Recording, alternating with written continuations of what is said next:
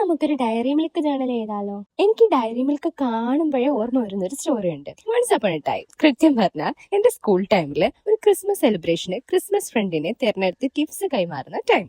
നമ്മൾ സ്കൂൾ പിള്ളേരായതുകൊണ്ട് തന്നെ എല്ലാവരുടെയും കയ്യിൽ കുഞ്ഞു കുഞ്ഞു പൊതികളായിരുന്നു. കൂടിപ്പോയാൽ 50-70 രൂപ വരുന്ന ഗിഫ്റ്റ്സ്. അപ്പൊ കണ്ടടാ, നമ്മുടെ ക്ലാസ് ടീച്ചറിന്റെ കയ്യിൽ അത്യാവശ്യം വലിയൊരു ഗിഫ്റ്റ്. എല്ലാവരുടെയും കണ്ണ് അതിലോട്ടായിരുന്നു. ആസ് യൂഷ്വൽ എന്റെയും. ടീച്ചറിന്റെ പേര് തന്നെ എനിക്ക് നറുക്ക് വീഴണേന്ന് പ്രാർത്ഥിച്ചോണ്ട് നിന്നപ്പോ ദാണ്ടടാ എനിക്ക് വീണത് വേറൊരു പേര്. അതല്ല ട്വിസ്റ്റ്, ഞാൻ കഴിഞ്ഞ നെക്സ്റ്റ് വന്ന കുട്ടിക്ക് തന്നെ ടീച്ചറിന്റെ പേരും വീണു. തകർന്നു പോയ എന്റെ ബാല്യം. ഇനിയാണ് മെയിൻ പ്ലോട്ട്. ആ കുട്ടി ഗിഫ്റ്റ് റാപ്പ് അപ്പൊ തന്നെ പൊട്ടിച്ചെടുത്തപ്പോ അത് വലിയൊരു ഡയറി മിൽക്ക്. ഇന്നത് ചെറിയ കാര്യമായി തോന്നിയാലും അന്ന് ആ കുട്ടിയായിരുന്നു ക്ലാസ്സിലെ സ്റ്റാർ. അന്ന് നൈറ്റിലെ ഉറക്കത്തിൽ പോലും ആ ഡയറി മിൽക്കിന് സ്ഥാനം ഉണ്ടായിരുന്നു. അത് കഴിഞ്ഞ് കുറെ ഡയറി മിൽക്ക് കാണുകയും കഴിക്കുകയും ഒക്കെ ചെയ്തെങ്കിലും ഡയറി മിൽക്ക് എന്ന് കേൾക്കുമ്പോഴേ ഓർമ്മ വരുന്നത് ഈ സ്റ്റോറിയാ. അല്ലേലും മനുഷ്യൻ അങ്ങനെയാണല്ലോ അല്ലേ, കിട്ടാതെ പോയതിനോടായിരിക്കും എന്നും പ്രിയം കൂടുതൽ. നിങ്ങൾക്ക് ഇതുപോലെ ഏതെങ്കിലും ഡയറി മിൽക്ക് സ്റ്റോറീസ് ഉണ്ടോ? ഉണ്ടെങ്കിൽ കമന്റ് ചെയ്യണേ. സോ നമുക്ക് ഇനിയും ഒരുമിച്ച് കുത്തിവരയ്ക്കാം. Till then, bye.